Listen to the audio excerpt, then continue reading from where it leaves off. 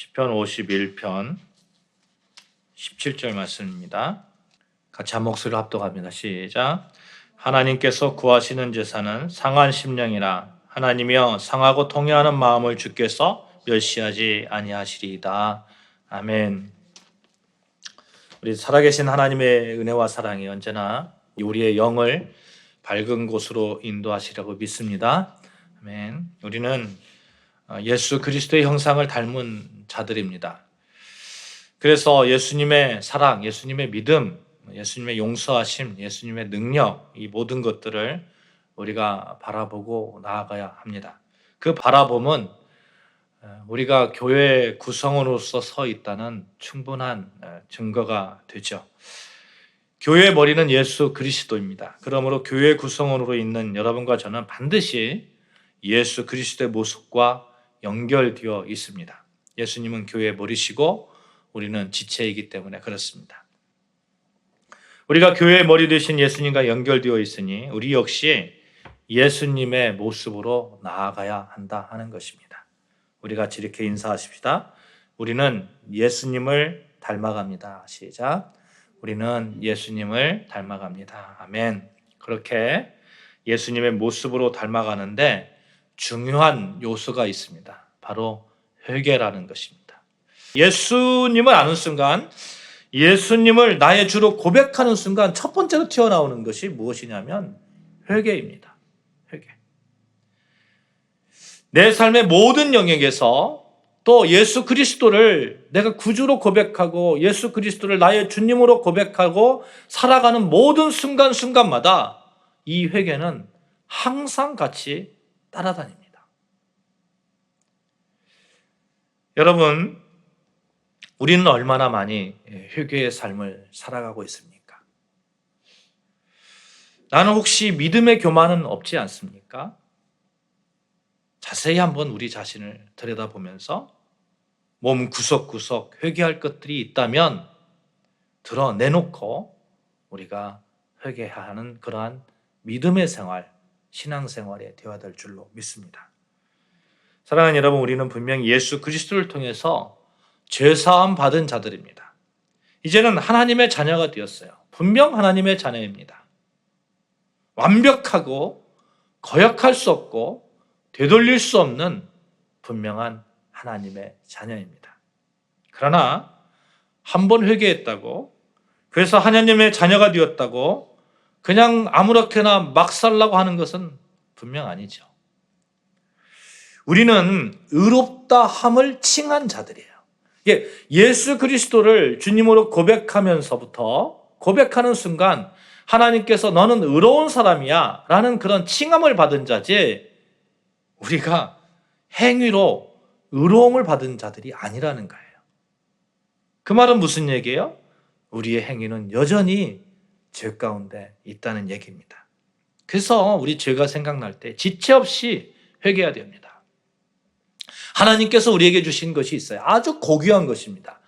믿음의 양심입니다. 믿음의 양심. 그 믿음의 양심은 우리가 어떤 행동을 하려 할 때, 어떤 말을 하려고 할 때에 그것이 막 찔림이 오는 거예요. 이게 하나님의 뜻에 맞는가? 생각해 보면 이게 안 맞는데 하면서도 나의 고집과 나의 생각과 나의 의가 드러나서 그것을 내세우는 거죠. 그때 양심에 찔림이 옵니다. 그때 지체 없이 회개해야 됩니다. 주님, 제가 또 이런 죄를 지었군요. 주님, 제가 아직도 교만하군요. 저를 다시금 정결한 영으로 세워주시옵소서. 이것이 그리스도인의 삶이 아니겠습니까? 그런데 만약 회개를 잃어버렸다면 어떻게 될까요? 여러분, 우리에게 회개의 삶이 없으면 우리의 그 영적 교만은 하늘을 찌를 거예요, 하늘을. 회개가 없는 영, 정직한 영으로 매일매일 거듭나지 않는 자에게 부흥은 독이 되고 삶의 풍요는 온갖 음행과 거짓의 지옥으로 빠뜨려 버리는 지름길이 될 것입니다. 여러분, 우리가 그릇이 있잖아요. 그릇이 있는데 그릇에는 어떤 물건을 담습니다. 이렇게 물건을 담고 또 음식도 담죠. 우리가 뭐 음식 먹을 때 그릇에다 담아서 먹잖아요. 근데 이 그릇에 평소에 정직한 영을 담아 놓는 사람도 있고, 어떤 이는 평소에 음행과 거짓과 속임수와 회개치 않는 교만과 나는 구원받았기 때문에 아무렇게나 살아도 된다고 하는 그러한 뭐 이상한 그런 생각들, 이런 것들을 다 담아놨다고 한번 생각해 보세요. 식사 때가 되어서 사람들이 그릇에 있는 음식을 먹을 겁니다. 어떤 음식을 먹을까요? 정직한 영을 담은 사람은 정직한 영을 먹을 것이고, 음행과 거짓과 속임수를 담아 놓은 사람은 그걸 먹을 거예요. 사람들은 자기 그릇에 담겨진 것들을 먹습니다. 어떤 이는 계속해서 정직한 영을 먹고, 또 어떤 이는 계속해서 거짓과 음행과 속임수와 교만을 먹게 될 것입니다. 그렇게 계속해서 먹는다면 그 결과는 너무너무 이렇게 뻔한, 눈에 선하게 보이지 않습니까? 사랑하는 여러분, 우리는 예수님이 아니면 결코 정결한 영을 소유할 수 없는 존재들입니다. 그런데 예수님을 알게 되었으니 이제는 지난 모든 일들을 회개하고 우리의 그릇에 예수의 영을 자꾸 담으려고 노력해야 돼요. 그래서 어떤 순간이 왔을 때, 내가 식사할 그 시간이 왔을 때 예수의 영을, 그 영을, 담겨진 그 영을 이렇게 먹고 그렇게 새롭게 태어나고, 이런 분들이 넘쳐날 때 교회는 바로 세워지고, 또 그분들의 삶 또한 하나님의 백성으로서의 흠없고 정직한 순결한 삶을 살 수 있습니다. 우리 이 시간 같이 정결한 마음을 우리에게 늘 주시기를 기도하는 마음으로 정결한 마음 주시옵소서 같이 찬양합시다.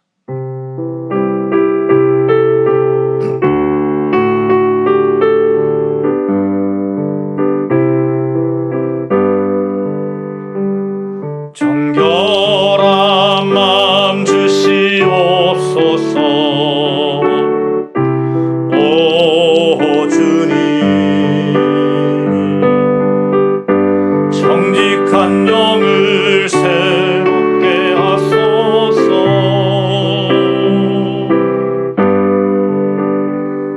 정결한 마음 주시옵소서.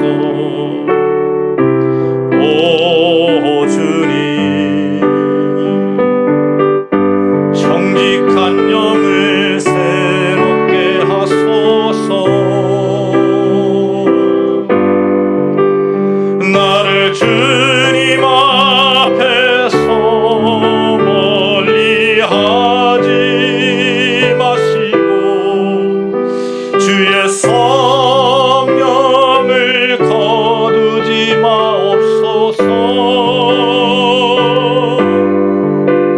그 구원의 기쁨 다시 회복시키시고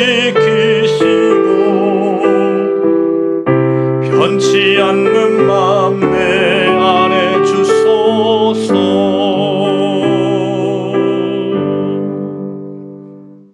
우리가 정결한 마음을 가져야 되겠는데, 이 정결한 마음을 가지기 위해서 이 회개가 필수적이라는 것입니다.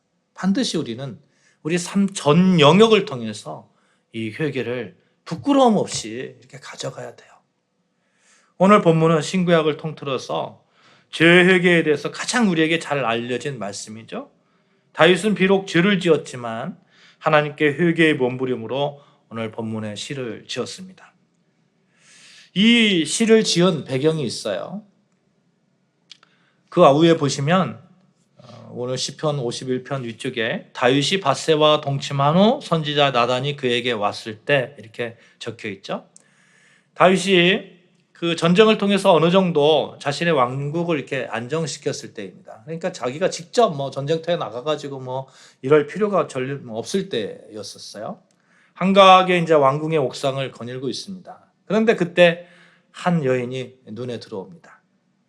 사탄의 계략은 정말 언제 어느 때고 상관없이 이렇게 계속해서 있는 것 같아요. 사무엘하 11장 2절 말씀에 그때 상황을 이렇게 설명하고 있는데요. 저녁 때에 다윗이 그의 침상에서 일어나 왕궁 옥상에서 거닐다가 그곳에서 보니 한 여인이 목욕을 하는데 심히 아름다워 보이는지라. 지금 전쟁터예요. 근데 우연히 옥상을 거닐고 있는데 목욕하는 한 여인이 눈에 들어왔고 또 아름답게 보였고 어떤 여인인지 알아보게 했고 자기 부하인 우리아의 아내임을 알았음에도 동침하는 그런 일련의 사건들, 그런 사건들이 일어나는데요. 만약 이 일련의 사건들 속에서 어느 한 분이라도, 한 부분이라도 브레이크가 작용했다면 다윗의 이런 죄는 짓지 않았을 것입니다. 그런데 그렇게 죄를 지으려고 하니까 브레이크 없는 차량처럼 다윗이 멈추지 못하고 쭉 진행하는 것이죠. 어떤 분들은 다윗이 절대 권력을 가지고 있는 왕정 체제에서 그 정도 좀 이해해 줘야 되지 않냐 이런 말씀하시는 분도 계실지 모르겠습니다. 근데 여러분, 다윗이 어떤 사람입니까? 다윗은 하나님의 율법 아래 있는 사람입니다. 사랑하는 여러분, 여러분과 저는 어떤 분들입니까? 어떤 사람입니까? 하나님의 율법 아래에 있는 사람들입니다. 하나님이 선택해서 이스라엘 두 번째 왕으로 세운 자입니다. 첫 번째 왕 사울이 정말 하나님을 거역하니까 이제 하나님 앞에서 바로 설 수 없으니까 하나님께서 내치시잖아요. 근데 그때 다윗이 보이는 거예요. 다윗이 괜찮은 거 보이는 거예요. 하나님 앞에 바로 서 있는 사람이에요. 그러니까 하나님께서 다윗을 이스라엘 왕으로 세웠잖아요. 그런데 이 다윗이 죄를 범하는 겁니다. 다윗도 이것을 너무너무 잘 알고 있었어요. 그래서 자신의 행위를 감추려고 합니다. 감추려고 해요. 만약 다윗이 절대 왕이니까, 절대 권력을 갖고 있는 왕이니까, 그 정도는 괜찮아. 이렇게 생각했다면, 그걸 감추려고 했겠어요? 떳떳하게, 그럴 수 있죠. 그런데 다윗은 감추려고 하는 거예요. 자기의 죄를. 다윗이 범한 이 죄가 어디까지 가는지 한번 보실까요? 간음을 했고 거기서 그냥 끝났으면 좋겠는데 간음 상대자였던 우리아의 아내 밧세바가 임신을 하게 됩니다. 다윗이 큰일 났어요. 감춰질 것 같았어요. 몰래 그냥 하룻밤 동침했는데 감춰질 것 같았어요. 근데 임신을 했어요. 난리 났어요. 죄가 들통나면 여간 자신의 위상이 흔들리는 것이 아닙니다. 지금까지는 그래도 하나님의 선택된 왕으로, 하나님의 신실한 왕으로 그렇게 존경받고 있는데 그것이 한순간에 깨어질 수 있습니다. 그래서 다윗이 자신의 죄를 감추기 위해서 생각해낸 것이 밧세바의 남편 우리아를 예루살렘으로 불러들였습니다. 불러들여서 밧세바와 같이 잠자리를 하라고, 동침하라고 집으로 이렇게 돌려보내는 거예요. 그런데 우리아가 집에 가기를 거절합니다. 나는 지금 내 부하들이 전쟁터에 있는데 내가 어떻게 아내하고 같이 잠자리를 할 수 있습니까? 이제 자신의 죄가 들통나게 생겼어요. 이때 또 다윗이 죄를 더 범하는데 편지 한 통을 써서 요압 장군에게 보냅니다. 그 내용이 사무엘하 11장 15절 말씀에 기록되고 있어요. 그 편지에 써서 이르기를 너희가 우리아를 맹렬한 싸움에 앞세워 두고 너희는 뒤로 물러가서 그로 맞아 죽게 하라 하였더라. 어떻게 하라고요? 죽게 하라. 네. 우리아를 전쟁터 제일 앞에 세워놓고 거기서 죽게 하라는 겁니다. 우리아는 그렇게 죽게 되었습니다. 이제 다 감춰진 것 같았어요. 다 감춰진 것 같았고 자기의 권위에 전혀 문제가 없어 보입니다. 그런데 이 죄의 결과가 무엇일까요, 여러분? 다윗이 이렇게 죄를 졌어요. 다윗이 나중에 회개까지 합니다. 하나님, 회개합니다. 그러니까 하나님께서 다윗의 죄를 용서하면서 그 죄를 후대로 물려버리거든요. 그 후대에 물려서 이스라엘이 두 조각이 나잖아요. 북이스라엘과 남유다로 이렇게 나눠지게 되잖아요. 어느 날 나단 선지자가 다윗을 찾아와요. 왕이시여, 어떤 성읍에 부자가 살고 있었습니다. 그는 양과 소가 아주 많았습니다. 근데 이 옥심하는 자에게 손님이 왔는데 자기의 양과 소를 아껴서 잡지 않고 가난한 사람이 양 새끼를 빼앗다가 그 사람을 대접했습니다. 어떻게 해야 됩니까? 다윗이 불같이 화를 내죠. 여호와의 살아계심을 두고 맹세하노니 이 일을 행한 사람은 마땅히 죽을자라. 나단이 다윗을 향해 이야기합니다. 당신이 바로 그 사람입니다. 다윗의 위대성이 이 부분에서 나타나는데요. 절대 권력을 가진 왕이잖아요. 근데 그 왕 앞에서 대놓고 왕을 욕하는 거예요. 당신이 그 사람이라고, 당신이. 그때 다윗이 거꾸라지면서 절절히 통곡하면서 회개하면서 하나님께 자신의 죄를 용서해 주실 것을 구합니다. 그리고 쓴 시가 오늘 시편 51편입니다. 여러분, 다윗이 얼마나 충격이었을까요? 자기가 죄를 짓고 있음에도 죄임을 알고도 살짝 감추려 했어요. 살짝. 우리아를 불러서 밧세바와 동침을 하게 했는데 잘 안 돼서 안 감춰지니까 우리아를 죽게 했어요. 그래서 이제 다 감춰진 것 같았어요. 그런데 하나님이 하시고 나단을 통해서 이제 완전히 발가벗겨 버렸습니다. 그동안의 유성과 그의 이중적인 태도들이 모두 발가벗겨졌습니다. 창피합니다. 왕으로서 위신도 서지 않습니다. 그런데 다윗은 그때 거꾸라져서 하나님 앞에 회개하는 거예요. 하나님 앞에. 이런 일련의 사건들을 보면 누구보다도 다윗은 하나님을 잘 섬긴 사람입니다. 왜요? 회개하는 사람이니까. 회개하는 사람이니까. 여러분, 죄는 그것이 밝혀지기 전까지 브레이크 없는 차량 같아요. 브레이크 없는 차량. 한번 죄를 범하고 그것이 죄라는 것을 인식하면 빨리 회개하면 좋은데, 보통의 경우 우리가 여러 가지 복합적인 것들이 막 자기 자신에게 밀려오는 거예요. 막 수치심도 있고, 뭐 인정받고 싶은 욕구도 있고, 그것이 깨질 것 같으니까 또 두려움도 있고, 이런저런 것들이 막 뒤섞여져 가지고 어떻게 해서든지 죄를 감추려고 합니다.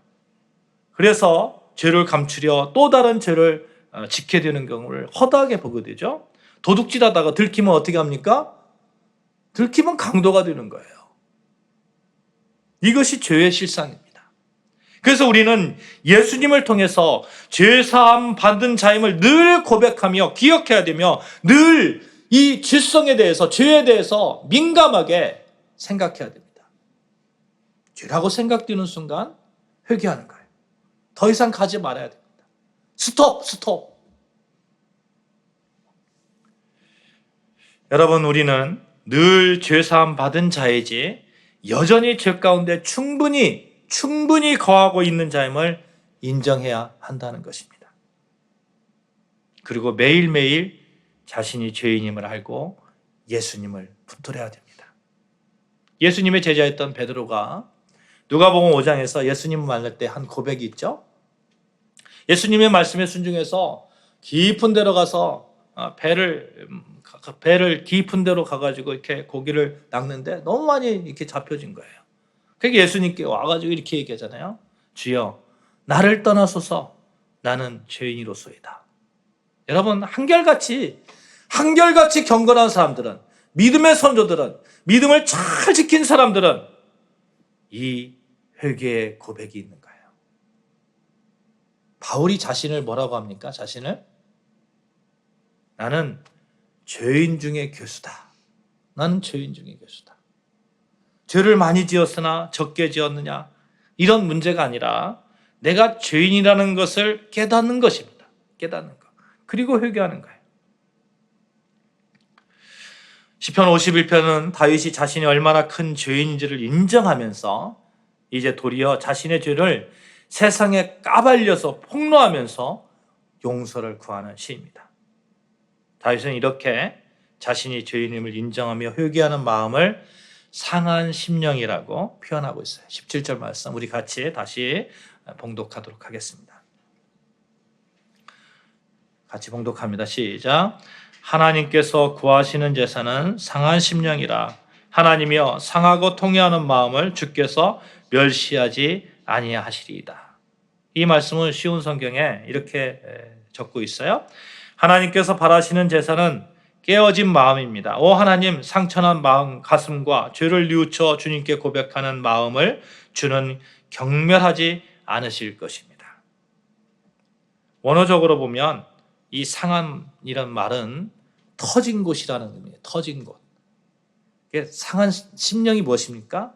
죄를 참여하는 마음, 말 그대로 깨어진 마음, 죄로 인해서 깨어진 마음, 죄로 인해서 상처받고 죄로 인해서 깨어진 마음, 하나님 앞에서 자신이 얼마나 연약한 존재인지 깨닫는 마음이라는 거예요.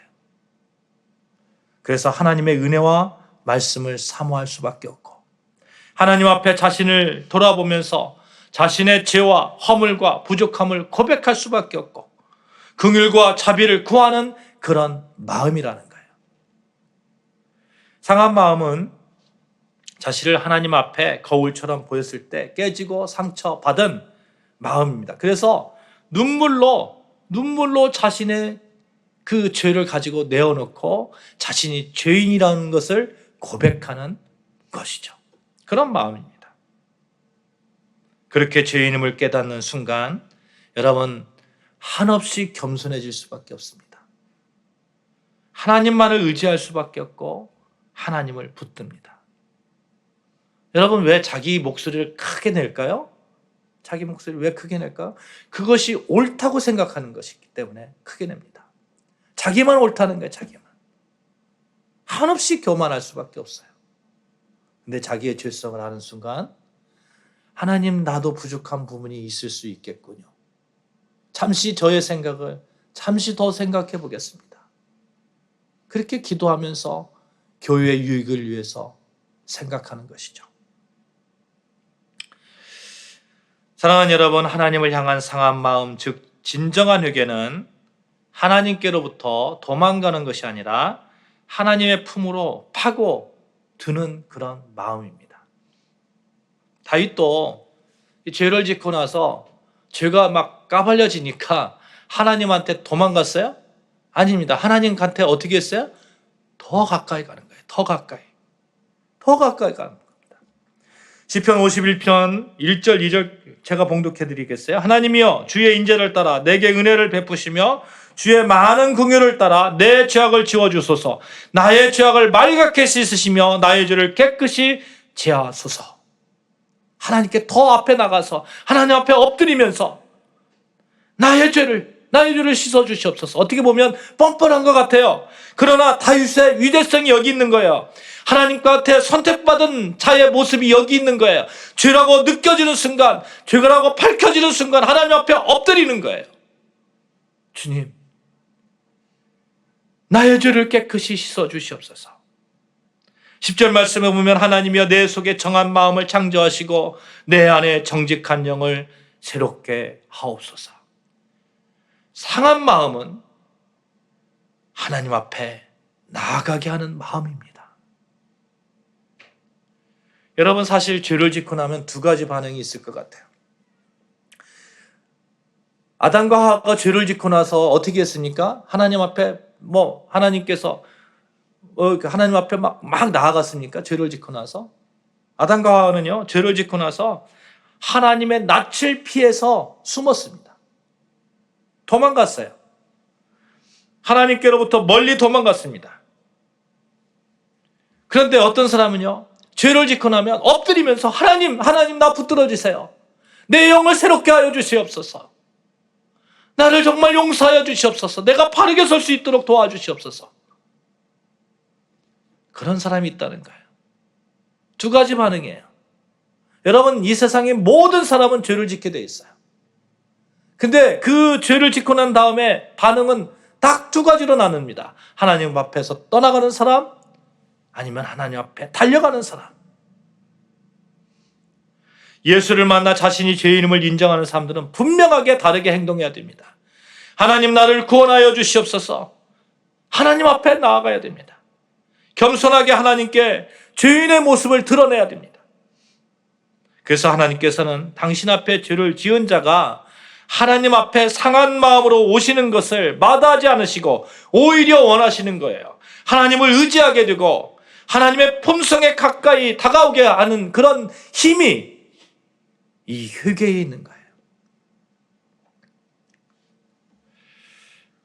하나님은 그래서 상한 마음, 죄를 깨닫는 마음, 깨어지고 부서진 인간의 모습, 그것을 산제사다, 산제사다 말씀하고 있습니다. 산제사, 하나님 앞에 나아가게 하는 그런 제사라는 거죠. 사랑하는 여러분, 그러므로 우리가 세상에서 죄로 말미암아 깨어지고 부서지고 아파할 때에 도리어 더 예배의 자리를 사모하시기를 바랍니다. 아멘. 어떤 이들은요, 교회 다니세요, 예수님 믿으세요, 그러니까 나는 죄가 너무 많아서 교회 갈 수 없습니다, 이런 분들이 계세요. 그거 성경적이지 않습니다. 죄가 많으면 많을수록 하나님을 찾아야 되는 거예요. 주저하지 마시고 주님 앞에 엎드리십시다. 상한 마음으로 하나님께 제사를 드리면 하나님께서 온전하게 그 제사를 받으신다는 거예요. 하나님께서 구하시는 제사는 상한 심령이라 하나님이여 상하고 통회하는 마음을 주께서 멸시하지 아니하시리이다. 사랑하는 여러분, 우리가 세상에서 살아가면서 하나님의 자녀로 서지 못할 때가 얼마나 많이 있습니까? 감사한 일도 많고 승리의 감격도 있습니다만 그만큼 또 깨어지고 얻어맞고 넘어지고 부서질 때도 참 많이 있습니다. 내가 죄인이라는 그런 생각이 들 때도 너무너무 많이 있습니다. 죄로 인해서 우리가 깨어집니다. 그때에 생각나면 내 마음에 양심에 그런 아픔이 있으면 바로 기도하는 거예요. 주님, 나를 붙잡아 주시옵소서. 그럴 때 예배의 자리를 사모하시기를 바랍니다. 하나님께 나와야 됩니다. 너무 힘들어서 교회 가는 것조차 힘들 때에도 하나님께 나오십시오. 하나님은 그런 자를 귀하게 여기십니다. 아픈 마음 그대로, 상한 마음 그대로, 깨어지고 얻어 퍼진 그런 마음 그대로 주님 앞에 나오십시오. 오늘 본문에 하나님께 구하는 제사는 상한 심령이라 이렇게 되어 있는데, 이 제사라고 번역된 단어가 희생제물이에요. 희생제물. 하나님과 화목하게 나아가게 하는 화목제물이라는 뜻이에요. 여러분, 화목제물 하니까 어디서 많이 들어봤잖아요. 화목제물. 요한 1서 2장 2절 말씀 같이 찾아보겠습니다. 요한 1서 2장 2절 말씀 같이 합독합니다. 시작. 그는 우리 죄를 위한 화목제물이니 우리만 위할 뿐 아니요 온 세상의 죄를 위함이십니다. 예수가 우리 죄를 위한 어떤 분이라고요? 화목제물이라고요. 화목제물. 이게 상한 심령. 감히 하나님께 나아갈 수 없지만 예수를 힘입어서 우리는 하나님께 나아가는 겁니다. 사랑하는 여러분, 죄 가운데 있는 우리가 하나님께 산 제사를 드릴 수 있는 결정적인 이유는 예수 그리스도를 우리가 주로 고백하고 있기 때문에 그래요. 그러니까 예수 그리스도를 주로 고백하니까 우리의 상한 심령, 우리의 그런 회개거리들을 하나님 앞에 가지고 나아갈 수 있는 거예요. 요한일서 1장 9절 말씀에 만일 우리가 우리 죄를 자백하면 그는 미쁘시고 의로우사 우리 죄를 사하시며 우리를 모든 불의에서 깨끗하게 하실 것이요. 예수 믿는 후에는 우리는 정말 멋지게 살아갈 수 있습니다. 그럼에도 불구하고 예수 믿는 후에도 역시 연약한 존재이기 때문에 죄를 지을 수 있지만 예수님이 계시니까 그 죄라도 하나님께서 받으신다니까요. 상한 마음으로 받으신다니까요. 하나님께 나아갈 수 있게 하는 힘이기 때문에 받으신다니까요. 사랑하는 여러분, 로마서 8장 1절 2절 말씀에 그러므로 이제 그리스도 예수 안에 있는 자에게는 결코 정죄함이 없나니 이는 그리스도 예수 안에 있는 생명의 성령의 법이 죄와 사망의 법에서 너를 해방하였습니다. 말씀합니다. 여러분의 상한 심령을 예수님 십자가 앞에 내려놓으십시오. 그리고 그분의 은혜를 구하십시오. 그러면 예수님께서 여러분의 깨어지고 부서지고 상처난 심령을 어루만져 주시고 치료해 주실 것입니다. 여러분, 이 시대에 한국 교회의 가장 큰 문제가 무엇인지 아십니까? 회개하는 성도들이 없다는 겁니다. 하루하루 회개하는 성도들이 없다는 거예요. 회개가 없으니 모두 다 자기의 이야기를 마치 그냥 최고의 가치인 양 그렇게 가지고 혼란스럽게 하는 거 아니겠습니까? 말씀을 맺겠습니다. 우리는 그리스도의 장성한 분량까지 자라나야 할 자들입니다. 그 장성함으로 나아갈 길 가운데 영적 성숙이 폭발적으로 일어나야 되겠는데, 여러분, 회개의 영을 늘 귀하게 여기십시오. 이런 분들이 있어요. 저 사람은 회개해야 돼. 이렇게 마시고, 이런 말씀 마시고, 내가 회개해야 돼, 내가. 이런 마음으로 우리 신앙생활을 하자고요. 우리 한번 같이 이렇게 고백합시다. 내가 회개할 사람입니다. 같이 고백합시다. 시작. 내가 회개할 사람입니다. 어려울수록 하나님 앞에, 부끄러울수록 더 하나님께 나아가게 하는 힘, 그것은 우리의 상한 심령입니다. 우리의 상한 심령이라도 그것을 제사로 받으시는 사랑의 하나님이 우리의 아버지이십니다. 그 아버지께서 우리의 상한 심령이 하나님 앞에 제사로 드려지는 그 회개를 너무너무 귀하게 여기십니다. 그리고 귀하게 여길 뿐만 아니라 그 회개의 영으로 나오는 자들에게 정직한 영으로 하나님께서 바꾸어 주십니다. 여러분 모두 그런 정직한 영으로 서시기를 주님의 이름으로 축원합니다. 아멘. 기도하시겠습니다. 하나님 아버지,